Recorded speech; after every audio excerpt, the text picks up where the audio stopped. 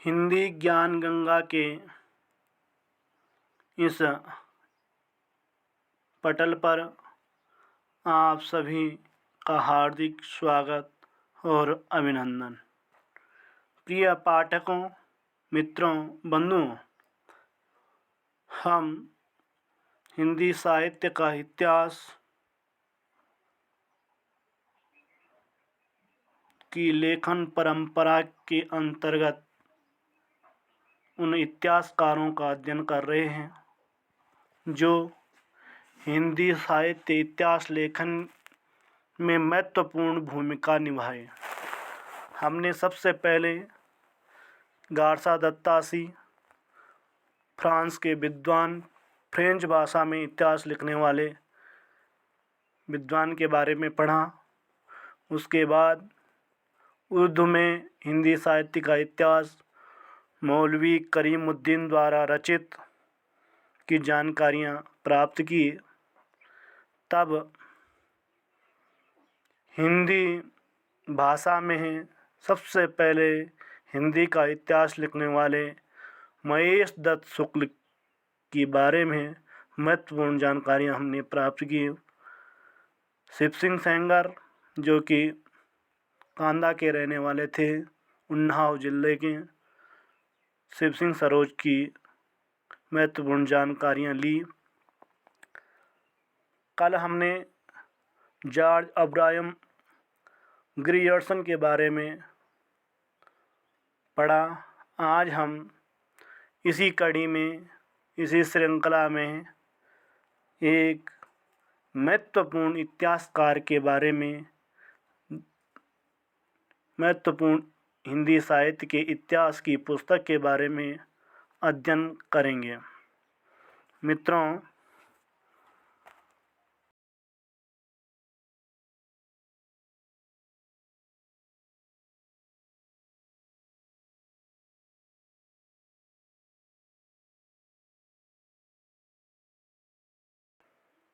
इनका हिंदी साहित्य के इतिहास में एक महत्वपूर्ण भूमिका है, जिन्होंने अनेक अज्ञात कवियों को हमारे सामने प्रस्तुत किया। उनके जीवन वृत्त को, उनकी कविताओं का संग्रह हमारे सामने उपलब्ध करवाया। मित्रों, मिश्र बंधु 3 भाई थे, गणेश बिहारी, श्याम बिहारी, सुखदेव बिहारी। इनके वरिष्ठता और कनिष्ठता के संबंध में कोई स्पष्ट जानकारी नहीं मिलती कि कौन बड़ा था, कौन छोटा। कहीं श्याम बिहारी बड़े बताए जाते हैं, कहीं सुखदेव बिहारी, कहीं गणेश बिहारी। परंच जो भी हो, साहित्य के इतिहास में इनकी महत्वपूर्ण भूमिका है। इनकी पुस्तक का नाम मिश्र बंधु विनोद, और मिश्र बंधु विनोद, जिसके प्रथम 3 प्रकाशन सन 1913 ईस्वी में प्रकाशित हो चुके थे, और इसका चौथा प्रकाशन अर्थात चौथे भाग का प्रकाशन 1934 ईस्वी में प्रकाशित हुआ। मित्रों, मिश्र बंधुओं ने सबसे अधिक, अब तक के पढ़े हुए इतिहासकारों में सबसे अधिक कवियों का अपने इतिहास ग्रंथ में संकलन किया। इन्होंने एक महत्वपूर्ण जानकारी है, कई बार प्रतियोगी परीक्षाओं में पूछा जाता है कि मिश्र बंधु विनोद में कितने कवियों का वर्णन है। तो मित्रों, मिश्र बंधु विनोद में 4591 4591 कवियों का जीवन वृत्त उल्लिखित है। और मिश्र बंधुओं की एक दूसरी महत्वपूर्ण पुस्तक है हिंदी नवरत्न। हिंदी नवरत्न का प्रकाशन 1910 में हुआ था और इन्होंने नवरत्नों का विभाजन इस प्रकार से किया था: बृहत्त्रयी, मध्यत्रयी और लघुत्रयी। बृहत्त्रयी के अंतर्गत इन्होंने 3 कवियों को, मध्यत्रयी के अंतर्गत 3 कवियों को और लघुत्रयी के अंतर्गत 3 कवियों को शामिल किया, तो इसलिए इसका नाम हिंदी नवरत्न रखा गया। बृहत्त्रयी के अंतर्गत बाबा तुलसीदास को, सूरदास को और महाकवि देव को सम्मिलित किया गया, जबकि मध्यत्रयी के अंतर्गत बिहारी, केशवदास, त्रिपाठी बंधु 2 बंधु थे। एक का नाम मतीराम त्रिपाठी और दूसरे बंधु का नाम भूषण त्रिपाठी था। लघुत्रयी के अंतर्गत मिश्र बंधुओं ने कबीरदास, चंद्रवरदाई और हरिश्चंद्र का वर्णन किया है। मित्रों, एक और महत्वपूर्ण जानकारी है, मिश्र बंधु का अपर नाम हिंदी साहित्य का इतिहास एवं कीर्तन है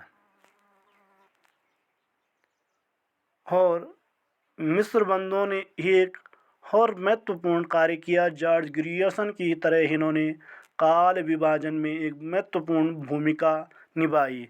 वह काल विभाजन इस प्रकार से हैं जो निम्न है। इन्होंने हिंदी साहित्य के इतिहास के कालखंड को 5 भागों में विभाजित किया।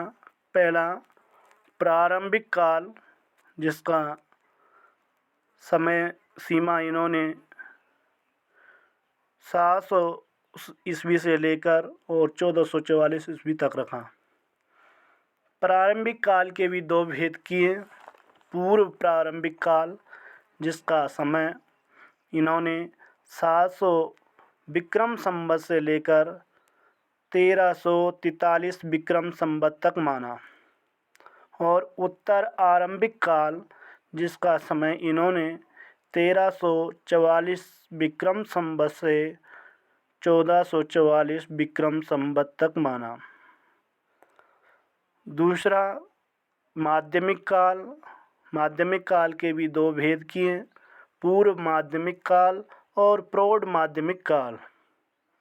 पूर्व माध्यमिक काल का समय 1445 विक्रम संवत से 1560 विक्रम संवत माना, जबकि प्रौढ़ माध्यमिक काल का समय 1561 से 1680 विक्रम संवत तक माना।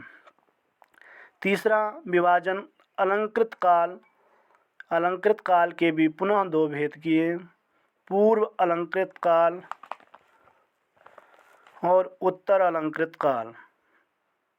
पूर्व अलंकृत काल का समय इन्होंने 1681 ईस्वी से लेकर 1681 विक्रम संवत से लेकर, मित्रों विक्रम संवत रखा है, 1681 विक्रम संवत से लेकर 1790 विक्रम संवत तक। और उत्तर अलंकृत काल का समय इन्होंने 1791 विक्रम संवत से लेकर 1889 विक्रम संवत तक माना। चौथा, इन्होंने परिवर्तन काल, जिसका समय इन्होंने 1890 विक्रम संवत से लेकर 1924 विक्रम संवत तक माना, जबकि एक और विभाजन किया जिसका समय इन्होंने